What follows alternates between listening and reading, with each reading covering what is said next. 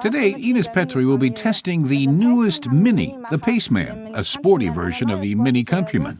Visually, it makes a good first impression. Now she'll see what it can do on the road. The range of engines available reflects its sporting character.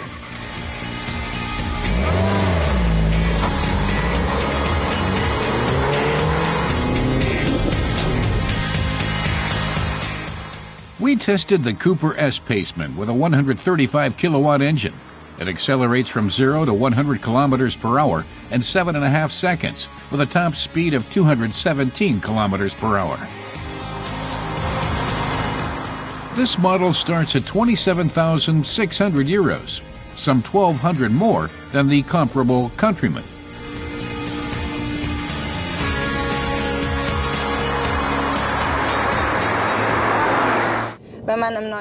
Ines recognizes many features from the Mini family in the new Paceman. Straight in front of the driver is the tachometer, while the big round instrument in the center console is the speedometer. The Paceman sits lower than the Countryman. It comes with all-wheel drive and an optional 6-speed automatic transmission. If you want it a bit sportier, Ines says, just press the Sport button, standard on the Mini Paceman Cooper S.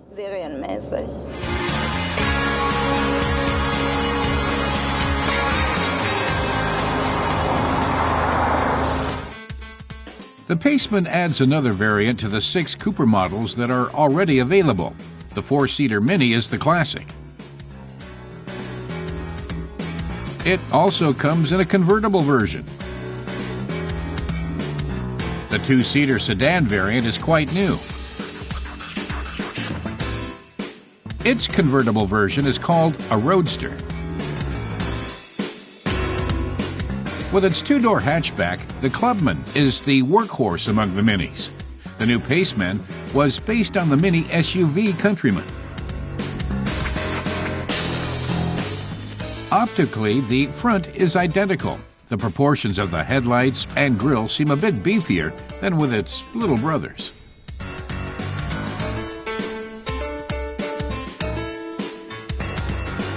Unlike the Countryman, the Paceman has only 2 doors. The shoulder line rises dynamically. But with its different color, the roof emphasizes the coupe's lines falling off to the rear and ending in a perky spoiler.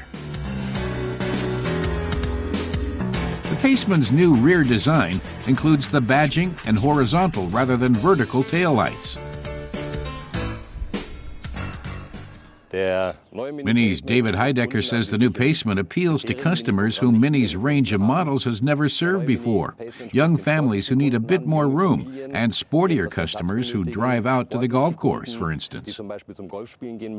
Even with the low sedan contours, he says, the Paceman offers plenty of stowage space, enough for 2 golf bags or for luggage when going on holiday. The Mini Paceman can seat 4 adults comfortably for long journeys. Individual seats give a hint of lounge ambience in back. A well-thought-out interior design, such as the elegant door ellipses, give it a modern, attractive look. But just how much room is there really in back? The passengers in back will have to scrunch up their legs a bit to leave the driver room to move. The front seat's soft backrest goes easy on the knees, and adults will find the headroom quite acceptable.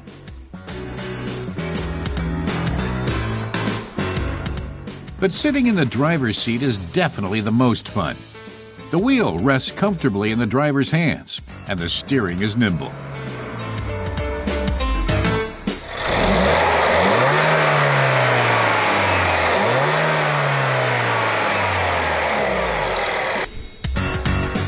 Drivers familiar with Minis will find something missing from the center console.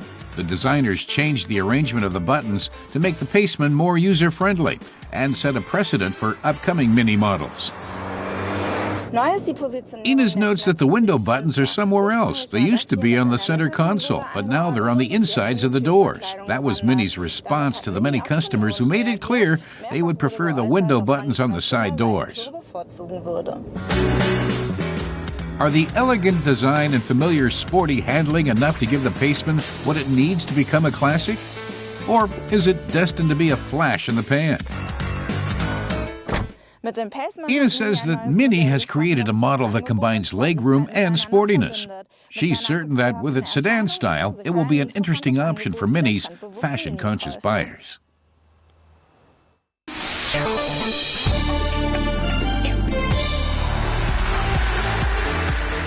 The room, comfort, and high seating position of an SUV.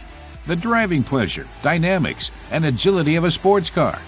That's the promise of the Porsche Cayenne GTS. The new model combines a more powerful engine, even more dynamic performance, and tighter suspension, a lower body, and even more luxury. Our car tester Sasha Knopp says he doesn't get to test a car like this one every day. The GTS model sports 15 kilowatts more power than the S model, and it has the same look as the Turbo, but for 30,000 euros less. Zahle aber 30.000 Euro weniger dafür. Bei 90.000 Euro trotzdem eine stolze Summe. At almost 91,000 euros in Germany, the Cayenne isn't exactly a bargain, however. That princely sum buys a 4.8-liter engine with 309 kilowatts. The car makes 100 kilometers per hour in 5.7 seconds. It's the first model Cayenne to offer the twin-tube sound composer system, bringing the sound of the car's intake pulses into the passenger compartment. Sasha says the GTS has a sports button that comes standard. Pressing it makes the gas pedal more responsive and improves road holding.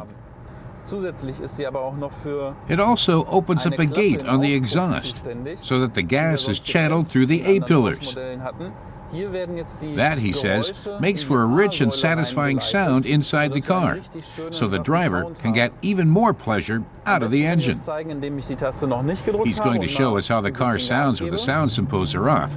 He gives the gas pedal a tap. The sound is fairly restrained now, says Sasha, though the car is still quite quick in this setting. But when he presses the sport button, dann wird es ein bisschen lauter.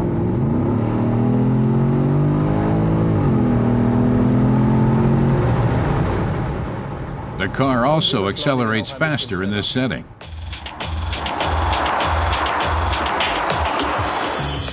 Visually, the GTS is definitely part of the Cayenne family.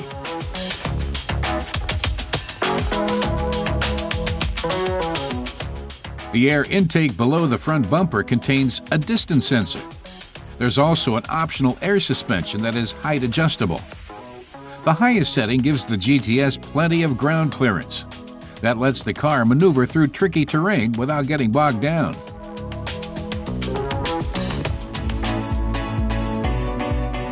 Porsche engineers also made efficiency a priority when they designed the Cayenne. A start-stop feature is standard, though it turns off when the car is in sport mode.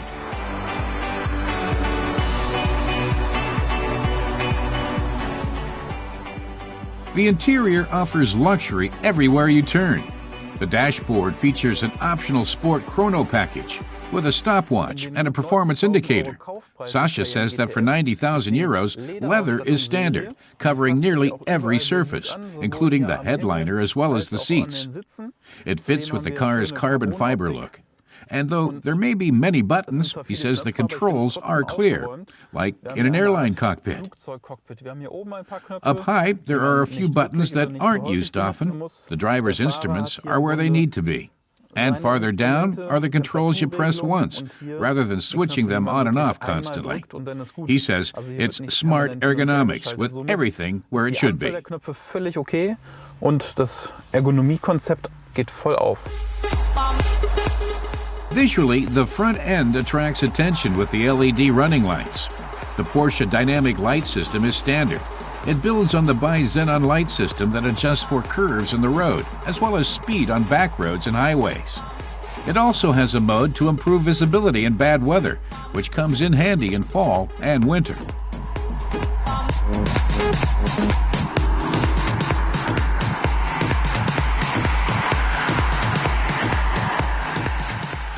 The Cayenne GTS has been available since May 2012.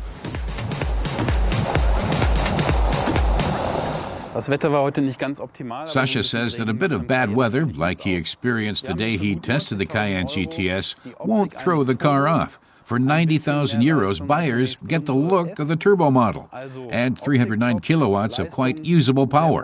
What more could anyone want?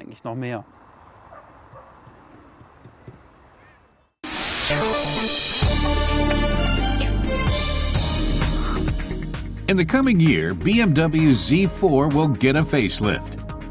Visually, changes will be subtle. The headlights will sport a new shape that fits with the company's design language. A refreshed version of the hardtop Cabrio makes its debut at the Detroit Motor Show in January. The Z4 is set to hit Europe's streets in the first quarter of next year. Škoda's third-generation Octavia is 90 millimeters longer and 45 millimeters wider than its predecessor. The Octavia has been a top seller, notching up 3.7 million sales. Škoda hopes the new model will build on that record. 4 gas and 4 diesel engines will fill out the model lineup. No word yet on prices or when the car will be available.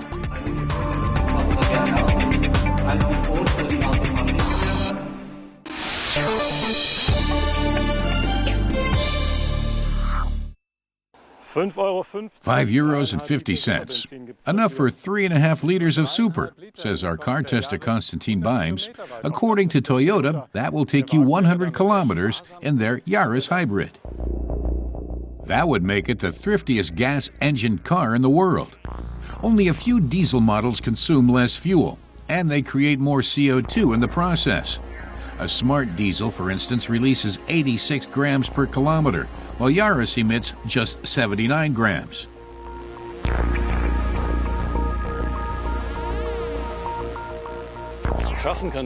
Konstantin says the gas engine can only achieve that efficiency when combined with an electric motor. Toyota has lots of experience with hybrids. The Yaris sports a smaller version of the Prius's engine and battery.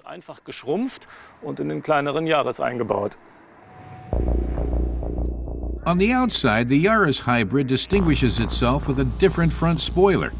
It doesn't look like a world record-setting car.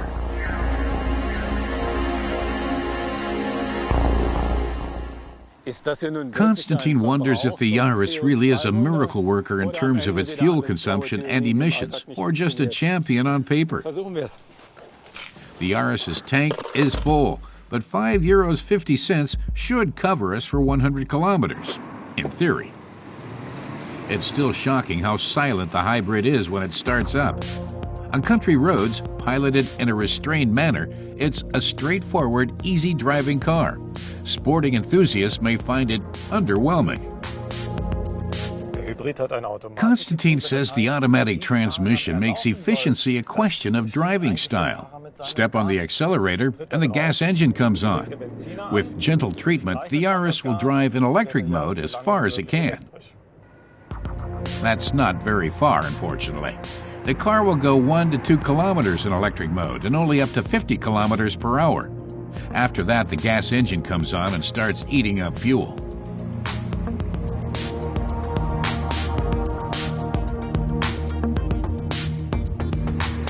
And now we get to our first fuel consumption results.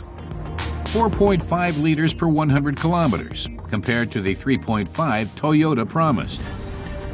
The Yaris hybrid's power is rated at 74 kilowatts, but it doesn't feel like much on the highway.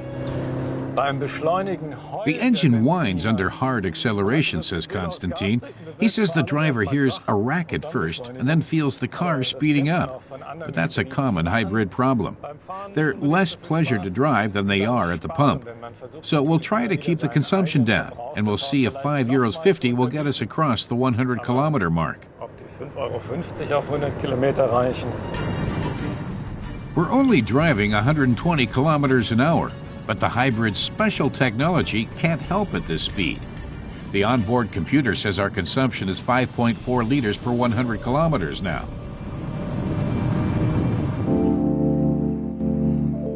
The Yaris hybrid is practical, however. 4 doors are standard and the trunk is as big as a normal Yaris because the batteries are under the rear seat. But for all the car's high-tech wizardry, the plastic trim feels cheap. It's a little like ordering high-end sushi that's served on paper plates. The car is priced at just under 17,000 euros. For a small car, that's a lot. But a Yaris with a conventional gas engine and an automatic is the same price. So the question is, does the alleged world champion in fuel efficiency actually deliver on its promises? 4.8 liters, says Konstantin. That's 1.3 liters more than Toyota claims. On the other hand, no car actually lives up to its manufacturer's ratings. And with consumption under 5 liters, the Yaris is still the most economical gas-powered car around. In terms of CO2 emissions, it's also probably one of the cleanest cars in the world. But our €5.50 were not enough. We had to spend €7 on 4.8 liters of super. Or about €2 more. Konstantin was reduced to begging to make up the difference.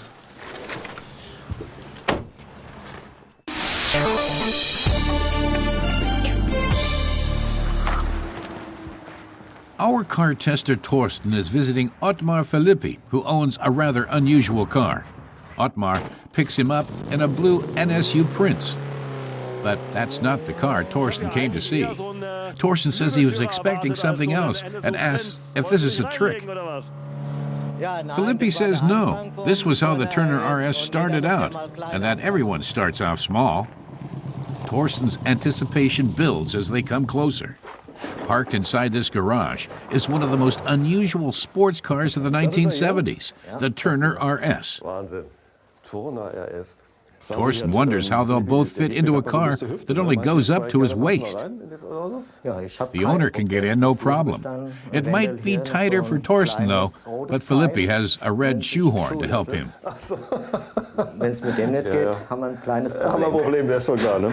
Torsten asks Filippi to drive the car out so we can get a better look at it. The car would be almost impossible to get into were it not for the gull-wing doors.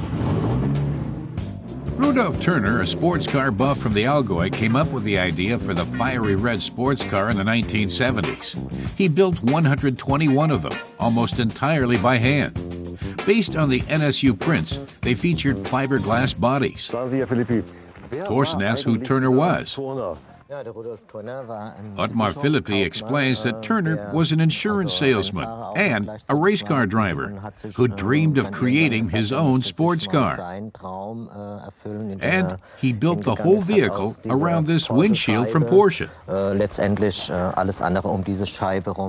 He built the car around it, Torsten marvels. Filippi's owned his Turner RS since 1978 and says it's suitable for everyday driving, except in winter. The car buff lovingly restored his vehicle and keeps it in impeccable condition. The RS used to sell for 13,000 Deutschmarks. Filippi bought this one used in the late 1970s. It was and still is his dream car. The 600-kilo lightweight can leave much bigger sports cars in the dust. Can it really go 300 kilometers an hour, Torsten asks? Theoretically, yes, though he'd need to upgrade the engine a bit. But with the current engine, it can easily do 250 kilometers per hour.